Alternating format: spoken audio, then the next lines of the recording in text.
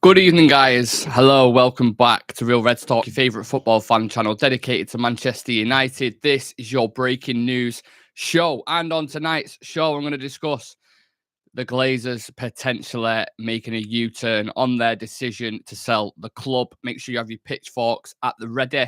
Alejandro Garnacho has finally agreed his contract with Manchester United. Well, that's what, according to ESPN, that's what they're reporting. We'll discuss his rise to the first team and his potential for the future. Of course, Alejandro Garnacho, a very exciting player. So we'll discuss that in depth. And there's a few other bits I want to touch on as well. Something regarding the season ticket prices. Apparently, they've gone up. And there's a few other bits flying about on Twitter in regards to the takeover. So we'll discuss them towards the end. But the main topics on the table today, GLAZER potential U-turn. I'm going to dive into that. I've got like a burp that I need to... Excuse me. There we go. And Alejandro Garnacho are the two main topics that I really want to discuss. So before we dive into these topics, of course, guys, make sure you subscribe, like, and share to your friends. And if you like the content, check our previous video on the Battle of the Billionaires for in-depth analysis of the takeover. Of course, check that out after this show as well. So, GLAZER U-turn. What does this mean? The news broke last night that the GLAZER family have been offered the financial backing to remain as owners of Manchester United by an American hedge fund, Elliott Management. Both Radcliffe and Sheikh Jassim are preparing to fund their own bids for Manchester United, but sources have said that Elliott's entry into the process offers the Glazers and the Rain the opportunity to negotiate investment for the existing owners if a full sale cannot be achieved. We know that Radcliffe wants to take a majority share, while the Qataris have disclosed that they've submitted an offer for 100% of the club. Manchester United's also received 2 public offers and several more private proposals to acquire the club. Multiple offers could put the Glazer family in position to capitalise on a hot market that has pushed the valuation of sports properties to record highs, obviously alluding to a lot of other sports clubs that have been sold. Most recently, Chelsea. United could go for nearly 3 times that, by the way, which is insane. This likely means other parties that were interested and expected to bid have in fact done so, but without declaring publicly, as there is no requirement nor need to do this at this time. So we know that the 2 public ones is Qatar, and we know that the other one is Sir Jim Ratcliffe. They're the 2 big talking points at the minute. You also have this Elliott Fund, investment hedge fund, whatever it is, who's there just in case the Glazers don't make a full sale and they need someone to invest, and someone who's probably looking at a return. I'm going to discuss that the hedge fund in depth because I've had a look at as to who they are, how they operate, how long they've been about, all this kind of stuff, right? So I'll get into that. But look, in regards to the Glazers, we know there's been a split between the family. Avram and Joel want to stay, but the rest want to sell the club.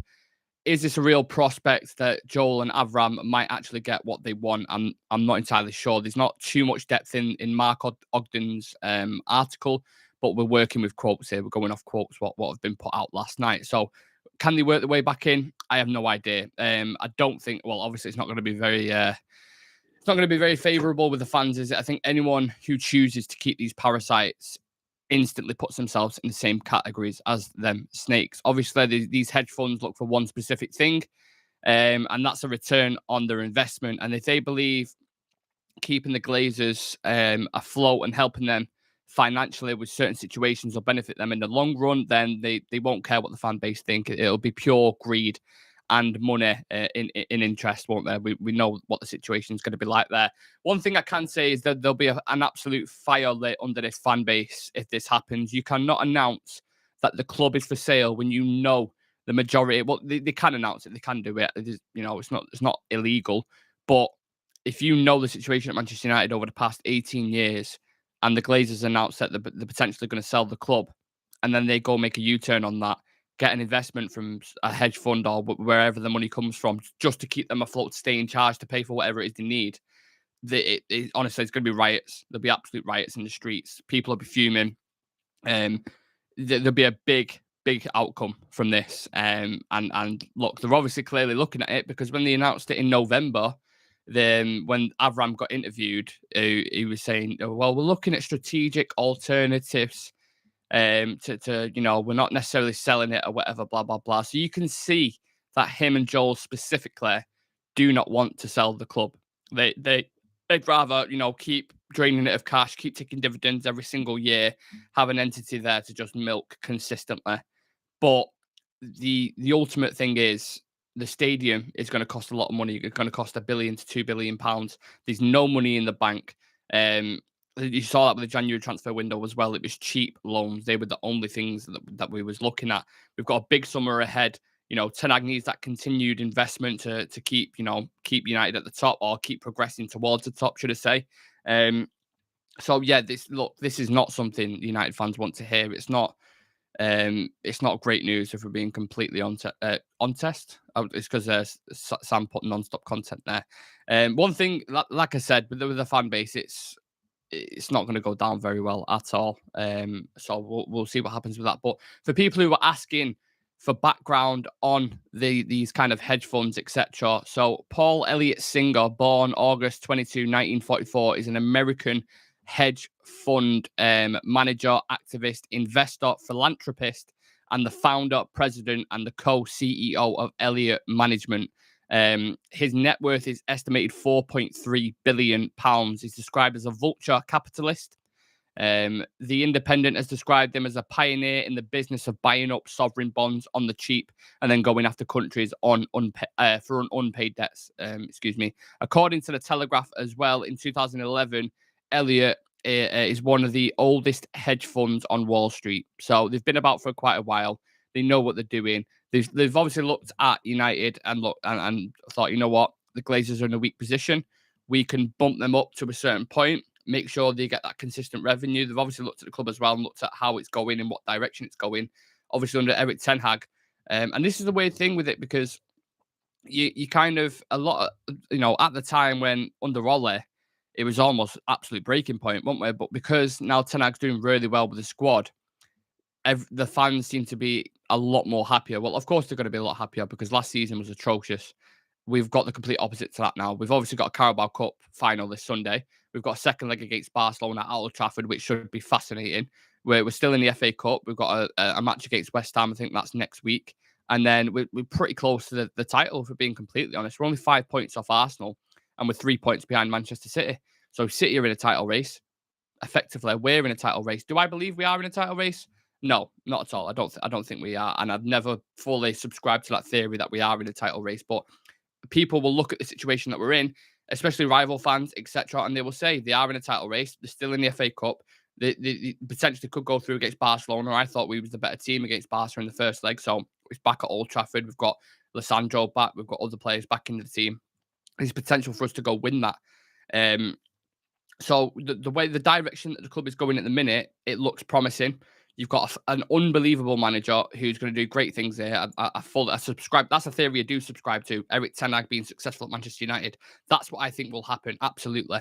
And if he gets the right backing in the summer, again, you can only imagine what he's going to do next season. Probably challenge for a title. Probably win a couple more trophies.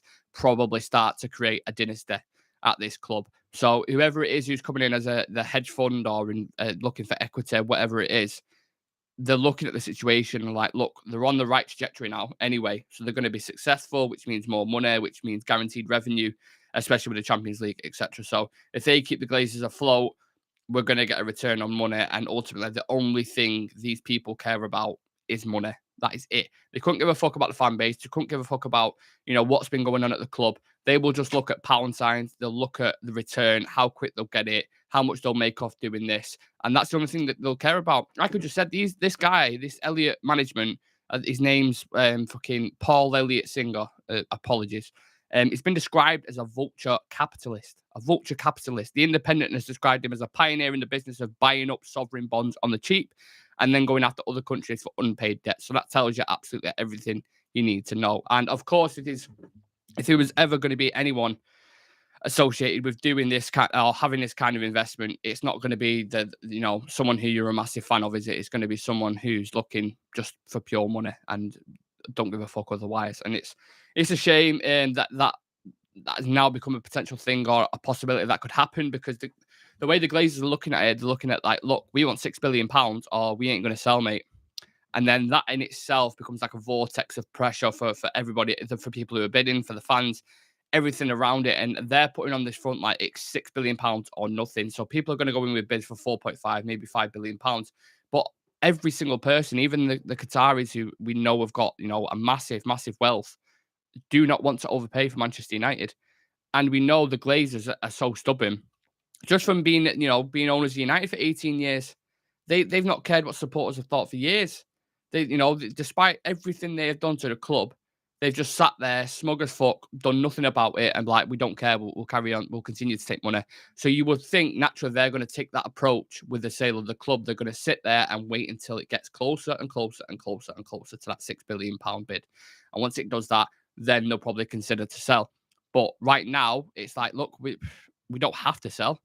We're a bit short for cash, but if someone can keep us afloat, then we won't sell, and that's worrying. That's worrying as a United fan. I really don't want to see that. But get your comments in what you think about this hedge fund that's supposedly keeping Manchester United afloat. And just for people who are tuning in now, the Glazer family have been offered the financial backing to remain as owners of Manchester United by American hedge fund Elliott Management. So that's we're getting constant twists and turns on this story. So how do we feel as a fan base about this? I'm mega pissed off. I can't, you're getting pulled and pushed and pulled from different directions as a fan, because your emotions, like, some people aren't invested into United as others. I get that. But from myself, when I'm constantly scrolling on Twitter to see if there's any updates, or, looking at Sky Sports News and looking at credible journalists online and seeing which way it's going, and you see something like Qatar, and then you see the proposal that they put out, and it looks really good. They've obviously done the research with that. They've obviously looked at certain things and like, this is what the fan base want. This is what they want. They want, the women's team to be invested in, the men's team to be invested in, infrastructure, stadium, Ten Hag backed, youth academy, youth prospects pushed. That's our heritage. That's our history. That's what United are all about. So they've obviously done the history. The link between I think the Sheik's 9-2 Foundation, and he says it's about the class of 92. Whether that's legit or not, I have absolutely no idea. But that's something that they're pushing on it, saying, look, this is what we're going to do. We believe we've got the best offer. We feel confident that we're going to get the club. And then you have the other side with Sir Jim Ratcliffe. A lot of local fans want Sir Jim Ratcliffe in charge. From what we've heard from The Athletic and other sources now, that could be certain agendas pushed or whatever. I don't want to get into that dynamic, but it seems like a lot of local fans want Sir Jim Ratcliffe. So it's various, it's going off in different ways. It's very confusing time for United. I think what we need is clarity, which, that's all we ask for, clarity on the situation. The only clarity really that we've had is the fact that the kind of proposal that the Qataris are putting forward, or what Sir Jim Ratcliffe is saying, what they've, what they want to do with the club. And even Sir Jim Ratcliffe, his proposal, it's not been as clear as what the Qataris want to do. It's just kind of like, I want to put the Manchester back in Manchester United again. So I'm sat here like, it's a bit of a Brexit answer for me, that. I'm not sure that's I'm sold. Let's do that. What's going to happen with the debt? Is that, apparently Ineos are going to take that on, but then what about other debts? Is that going to be put on the club? Like, no one knows. No one fucking knows. We're waiting for credible journalists and financial experts like, Mike Keegan and other guys to report what's actually happening, and we're kept in the dark about it, when essentially the fan base is the most important part of the club. You don't have fans, you don't have a fucking club. So it makes no sense at all. Aaron Gregor's in the chat. Hi, hello, mate. Thank you for joining. He says, Wall Street Journal tweeted that we've got 2 public offers for Qatar and Sir Jim Ratcliffe, but also many private offers. Interesting that there's more potential parties in the mix. Well, that's what I was discussing before, Aaron. So there is other potential ones. I had it on my notes there before. Let me just try to find it a second. So Manchester United also received 2 public offers and several more private proposals to acquire the club. Multiple offers could put the Glazer family in position to capitalise on a hot market that has pushed the valuation of sports properties to record highs. This likely means that other parties that are interested and expected to bid have in fact done so, but without declaring publicly, as there's no need or there's no requirement to do so far. Sam says, love that the Glazers were embarrassed by Qatari, saying return to former glories. Do they think they have done well? Well, this is the arrogance about him. It's the same thing with Ed Woodward as well, who apparently is getting, is it 1.5 million from this sale? That he's getting a lot of money from this sale, which doesn't sit right with me at all, because he's left us in ruins over the past 10 years. His ownership, CEO, whatever you want to call it, was atrocious. So he deserves a slap on the face, if anything, not £1.5 million. But yeah, this is the arrogance of him again, don't they? So, when they got asked about Cristiano Ronaldo, remember, like, oh yeah, he joined from when he was 16. He's done really well for the club. Like they don't have a clue what's going on. That's obviously a small detail, but they don't have a clue what's going on with the club. They've never been ingrained in the history. And this has been a criticism of US investment and US owners. Like a lot of people say, when they have their franchises over in America, if they own like an NFL team or they own an NBA team, or, like, for example, the Glazers own Tampa Bay Buccaneers, I think it is, that's their priority. And then they look across the pond and it's like the questions they'll probably ask, or the emails that they'll send, because let's be honest, they don't come over to Manchester. They'll be sending little emails from their office and they'll say, how are we doing? What's the financials looking like? What do we need to spend in the summer? What do we need to get in order to spend that in the summer? How much dividends can we take out? That's literally, that's as much ingrained as they are in the club. That's what it feels like. So they've always held this arrogance that, well, United's one of the best teams in the world. Look at our global appeal. You see them pushing these things out on socials all the time, and pushing that agenda, saying, look how many interactions we get on TikTok. Look how many interactions we get on Instagram. Look how many, you've got 1 billion people on social media, which, from one side is a great thing, but it's irrelevant to what was going on at the pitch at the time. You look at Ole Gunnar Solskjaer and the situation with Ragnick. Now, I love Ragnick, but it was just all over the place last season. No one had an idea what was going on. So they're just clueless. They're absolutely clueless and not ingrained into the club. And whoever it is who's coming in, it's all fine and dandy saying, like, you want Qatar to take over. And I get it, because, if we're being really blunt about it, they're going to have the most money. They're going to invest the most. They're not going to leave any debt with the club, which is a huge thing for the fans. You mentioned the word debt, and United fans kind of, you crunch up into a little ball, don't you? So I get that people want the Qataris, and I understand why, but it's not always the best thing to have the most money on the planet invested into the club. Like, if you look at the Chelsea situation at the minute with Todd Bowley, everything that's going on there, it's a madness. It's absolutely mad. He spent about 600 million already, which, again, people, FIFA fans, whatever, might hear, but that's fantastic. That's amazing. Look at all the players he's bought, but it's not working. What he's doing right now is not working. So it needs to be someone, whoever it is who comes in, with a perfect plan, a structure, what they want to do. Back Eric Ten Hag. That doesn't necessarily mean that you need to go spend 300 million in the summer, which you probably won't be able to do anyway because of financial fair play regulations. But just give him what he needs. He won't end up spending a ridiculous amount of money. Invest into the youth academy, invest into the women's team, invest into the stadium, training facilities. And because United have that organic growth anyway, and we generate so much money per year, you don't necessarily have to go stupid or ridiculous on it. We can keep ourselves at bay, and we've got the perfect manager for that at the minute. So all this talk of fucking hedge funds and maybe keeping the Glazers afloat and this, fuck that shit. I don't want that talk, man. Can't be asked with it. And I'm pretty sure people in the comment section will feel the same about that as well. So let's dive into a couple of the comments. Brandon's in the chat. Big up, Brandon. Hope your week's going good so far. He says, good evening. All good. Tired from my trip back to the game. 6 hours on coaches. Oh, you went to the Leicester game, didn't you? Let us know what end you sat in and if you enjoyed the game as well. It's nice to hear. Electric atmosphere, 1,000% worth it. So nice to see Brandon in the chat. But this hedge fund, lads, look, it's going to be, if it gets announced that it's going to happen, which I don't think it will. I still think the club's going to get sold. But if it does, imagine the absolute outrage this is going to cause within the fan base. Imagine the protests. Get your pitchforks at the ready, because this is the last thing we need to hear, that some greedy American investment fund's gonna help keep the Glazers afloat so they can keep running the club. Like, imagine another 10 years of these bastards. Fuck that. No, I'm out. I don't want that. And I'm sure a lot of other fans don't want that as well. So let's just hope that it's an offer that's there, that they're maybe considering but won't end up doing, and that whoever it is who takes over, it might not even be Qatar yet. It might not even be Sir Jim Ratcliffe. There's talks about Saudi Arabia. I'm not sure what's going on there. There's talks about other US investment firms. Again, not sure what's happening with that. There's several offers that are on the table, but only 2 have publicly declared that they want to buy the club.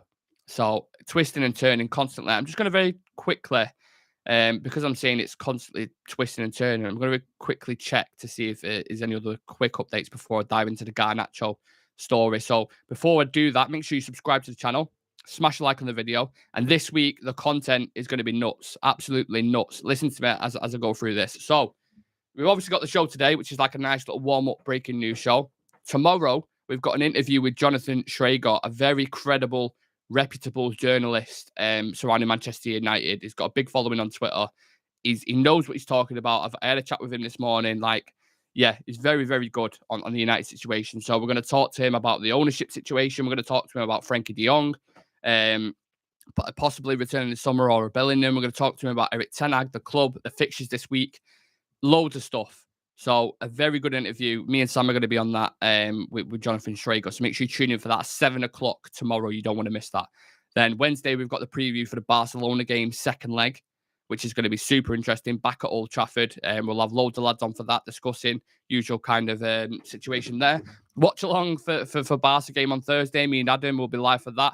Friday, you're going to have the breaking news show. Saturday, you've got a preview for the final in the Carabao Cup, which is huge, and probably a morning news show as well. Just, constant updates with the ownership. And then Sunday, you've got the Carabao Cup final. So this week is absolutely massive. And we're going to have shitloads of content covering it. So make sure you subscribe to the channel, smash a like on the video, and turn on that notification bell so you don't miss a thing. But that interview tomorrow with Jonathan Schrager is going to be really good. So do not miss that. Barry Thorpe says, don't want them back at United. Barry, hail to you, sir. Hail to you, brother. No, we don't. We don't want any of these fucking headphones anywhere near our club. Thank you, but no thank you. Right, let me touch on the Alejandro Garnacho situation then. So, Manchester United's Garnacho has reached an agreement in principle to sign a new 5-year deal pending a few final details related to image rights, apparently. Negotiations over new terms started a few months ago, and a source close to the talks confirmed to ESPN the club and the player have now reached an agreement over the financial elements of the deal and the length of contract. The source says both parties are keen for everything to be tied up, and Garnacho's official announcement could follow in the coming weeks. Alejandro Garnacho's salary will progressively increase as his role in the team grows. The new deal will see Garnacho's salary adjusted according to his new status in Erik ten Hag's squad due to the progress he has made since making his first team debut last April. So I believe currently he's on about 5 or 10 grand a week, something along the lines of that. You'll probably see that pushed up to around the 50k area, I'm guessing, per week. You look at some of the fringe players and some of the young players that they're on at the minute, putting them on 50k a week, all things considered, it's not bad at all. And I don't think that's ever been like a massive dispute amongst the Garnacho camp. I think it's been more relatable to, like we said, we touched on there with image rights, etc., this kind of stuff. So, yeah, no doubt an absolute special raw talent who's under the right coach and is going to be an absolute dangerous winger if he continues on this trajectory. To have an impact as he's had already at the age of 18 shows his potential for me. And I believe, he could be an absolute star for United if he's nurtured in the right way. And, prior, the past 3 years, when we see these young players come into the fold, like, for example, Elanga under Ragnick, their environment that they're in, you've got a very toxic dressing room. We had players here who didn't want to be at the club, who wanted to leave, and we knew they was going in the summer. You've got an interim manager who you don't know what's going to, there's uncertainty about his future. Is he going to stay at the club? Is he going to go upstairs? Is he going to go somewhere else?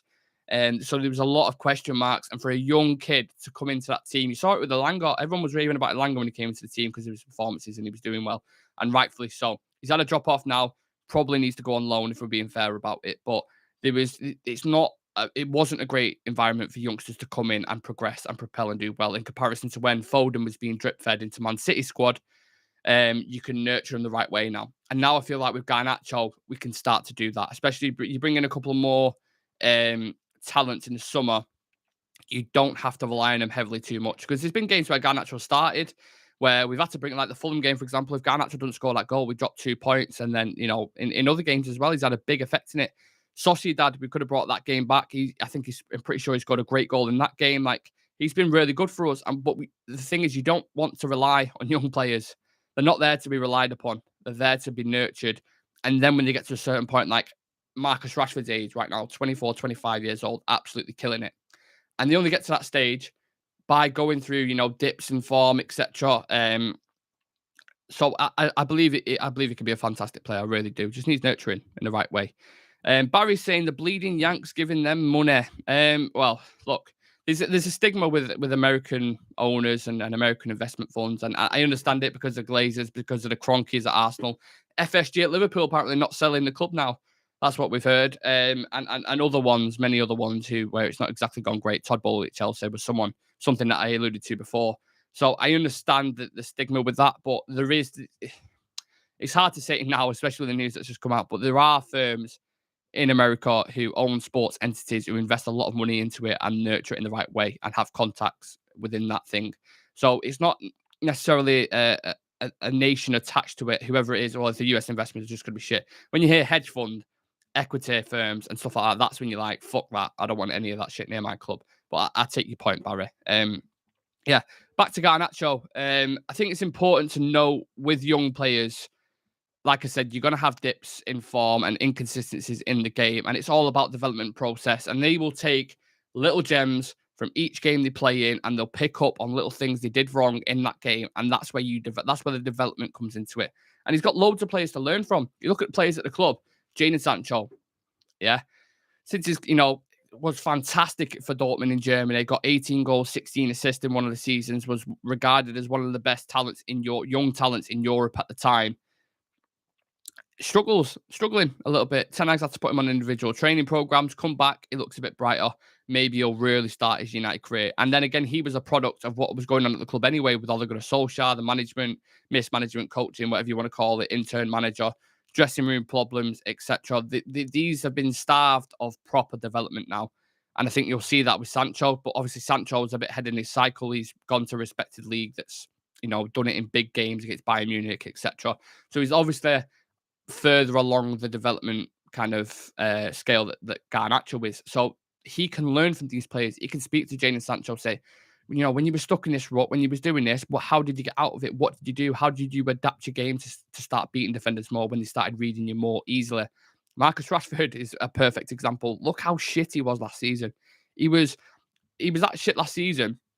I think he would have scored 3 or 4 goals. He got voted as one of the worst players in the team. I mean, Garnacho's got more than that already this season.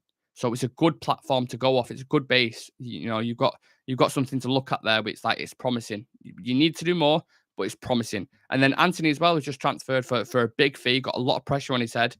Come from Ajax. Ten Hag. It's obviously a player that Ten Hag trusts, but it's not. He's not hit the ground running. He's been good for us, and we miss him at the minute, but he's not hit the ground running. So all these wingers are dealing with their own individual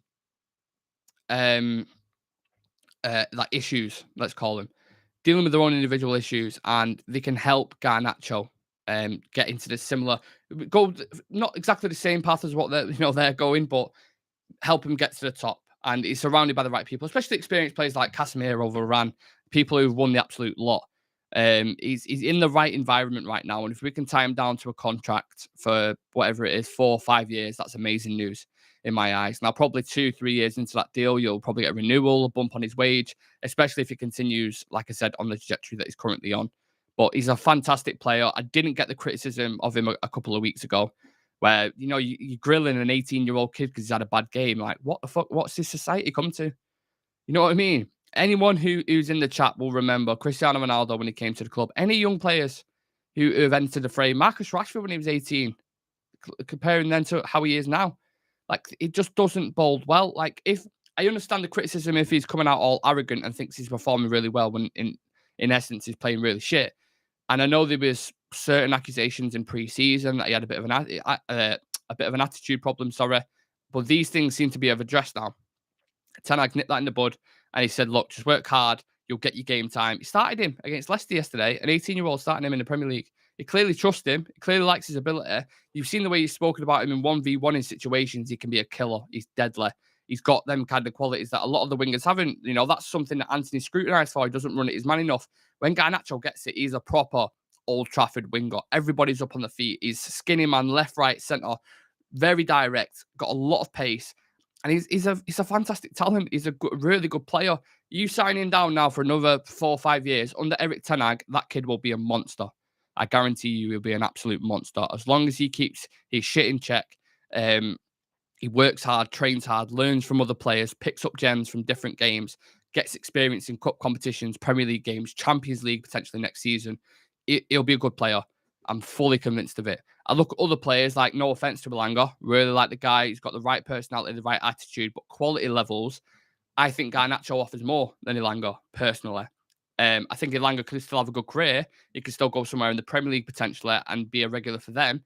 But Garnacho has that star quality, something about him. You talk about when Ryan Giggs first came into the team, Kanchelskis, Cristiano Ronaldo, an exciting winger. Nani, for example, I know it's different and we bought on it, but you know what I mean.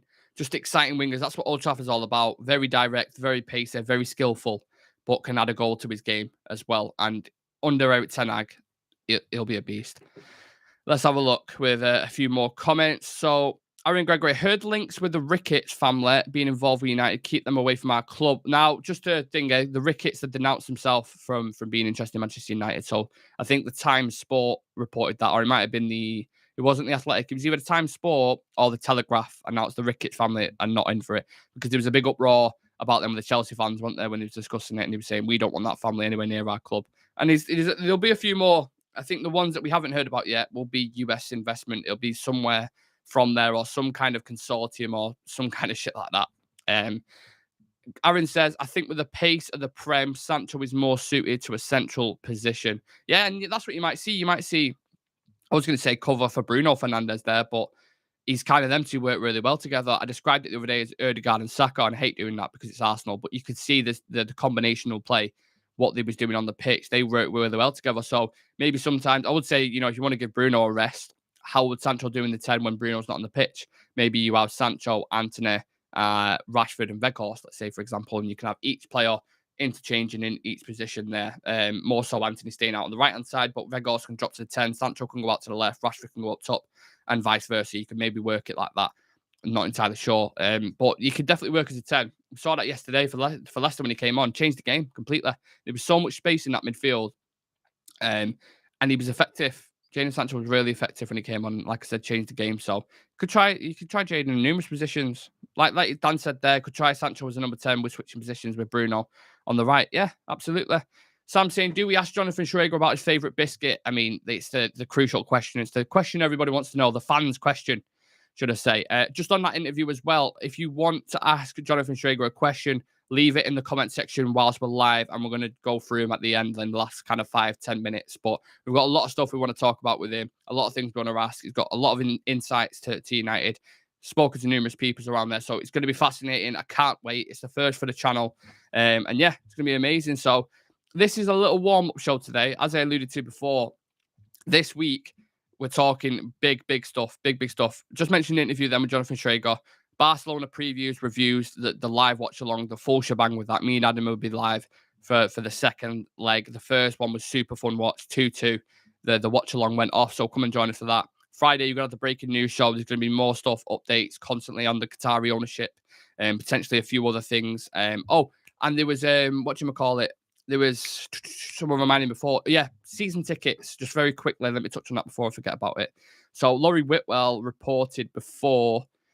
Let me find it. Let's have a look.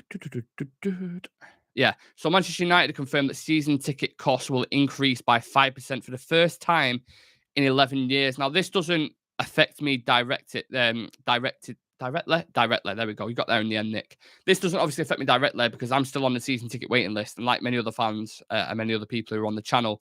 But to raise it by 5%, I don't know how much an average season ticket is. It's about 600 quid, 700 quid. So you're talking an extra, if it's 10%, is it 5% I just said? If it was 10%, it'd be an extra 70 quid. So an extra 35 quid per year, which is lining their pockets, whoever it is. I don't know how it's going to work with the ownership, because if new owners take over, then who obviously will they get that revenue then? I have no idea the logistics and the financial details of it, but it's a bit shit. Like, they've frozen it for 11 years. Why do you need to bump it up for 5% now? What's the reasoning for it? Obviously, the people who want to buy the club haven't had a say in this. So is this the Glazers again? Are they getting a bit more extra pocket change before they leave? No idea. Are they considering still staying? This, Simon Stone reported before United why the Glazers might end up staying at Old Trafford. Yeah, it's all going off at the minute, and I imagine obviously season ticket holders I'm not going to be happy about it, and I'm with you on that. Although I know it doesn't directly affect me, but I understand and I sympathise.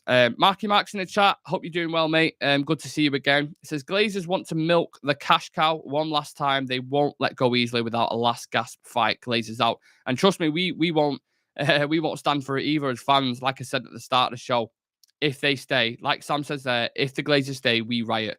There's going to be pitchforks outside. It's going to be going off because you cannot announce you're going to sell the club or you're looking to sell the club after this terrible ownership for 18 years and then do a U-turn on it and go back and say, oh, we've got a hedge fund now to invest that are going to keep us afloat. Don't worry, we're going to do this, we're going to do that. It won't sell. It will not sell.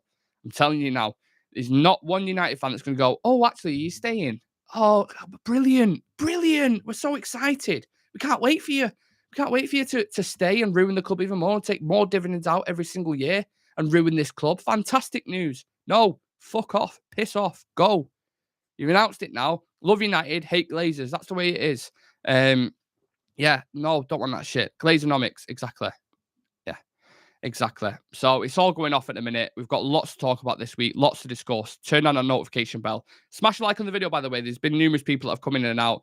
If you haven't liked the video, please do to let us know you appreciate the content. And please subscribe as well if you're new. Like I said, loads of stuff to talk about. Can't wait to get into it. And yeah, I thought I'd do a little breaking news show today to discuss a couple of topics that needed to be discussed. We do not want no hedge fund helping the Glazers stay afloat. Keep them the fuck away from our club, please, at all costs, because it's going to be riots otherwise. We don't want them staying. Absolutely. Right, guys. I'm gonna head. I'll get into a few more of your comments and then I'll head off. So just talk to me about this hedge fund, how you feel about it, what your thoughts are at the minute. Just put them in the comment section and I'll happily read through them. Let me driest throat ever. It's like an advertisement for. Oh, you can't see it anyway. It's all right. Oh, when you get that big swallow and it stays in your chest. Oh, Dan saying if they're increasing the price of next season now, then there could be a possibility that the Glazers will stay because Glazers might have taken this decision. Well, this is what I mean. Have they made the decision? That's the point. I doubt whoever it is who's buying the club have gone, yeah, before we get in, mate, can you just raise the season ticket prices by 5% just so when we do get in, we've got a nice wad of cash there to kind of collect? I seriously doubt that the new owners, whoever it is, has anything to do with that. So that's why it's worrying. Why would you put it up if you're leaving?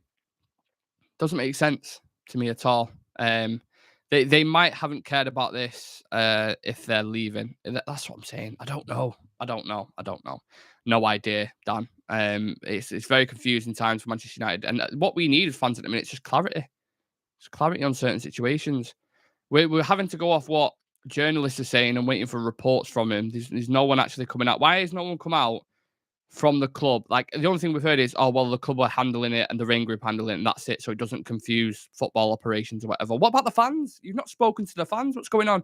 We know there's a takeover, but we're having to pick up little things from little journalists and stuff to see what's actually going on. Why have you not communicated with the fans? Why have the Glazers not communicated this with the fans? The only reason we've heard anything from them is because there was an interviewer outside the business meeting or meal, whatever it was he was having in, about 11 o'clock with a microphone in his face. Otherwise, we wouldn't have heard anything from them either. And this goes back to the arrogance of the Glazers again. Arrogant bastards. Can't stand him. Really can't stand him. If it's, I guess they noticed the great turnaround that Erik ten Hag brought to the team. That might have them thinking twice before selling the club to potential new owners. That's the crazy thing, isn't it? It's like it's weird because, oh, now we're doing so well, you want to stay. You know what I mean? So should we have kept Ollie for another year just so you lot go? Now Ten Hag's in and it's potentially, you might be back in the Champions League. You might be winning trophies. Oh, now you can stay on. If I'm Ten Hag now, just fuck it. You know what I mean? Like, short-term pain for long-term gain. I just lose a couple of games. If it's going to make them go and make them think twice, just fucking do it. Because I will take short-term pain for long-term gain. It's going to be far worse if they stay in charge right now. They haven't got the money to invest in the stadium. How are they going to sell them staying at United? How are they going to do it? I just don't see it. I don't see it working in any world. And no fans will want it. I'm pretty positive of that. You might get 1% who's, for whatever reason, likes them. But we know we just want them gone now. It's time to go. It's time to go. That's the message I'll leave with. If it's the new owners, then it's not the decision made by Qataris, because Qataris will rather free the price. That's what I mean. It's not from new owners. I guarantee it's not new owners. Honestly, you could see walkouts, boycotts if they stay, and the media will. Yeah, if you think the Super League was bad for protest, wait until you see if the Glazers announce that they're going to stay. It's going to go off. I'm telling you right now, it'll go off. I will personally be outside Old Trafford with a fucking pitchfork and a flare going mental, and more things will happen. Like Sam said there, boycotting games, etc. The whole kind of shebang. So hopefully it's just a bit of warning, like just a little bit of news that doesn't come to fruition, and we get new owners shortly.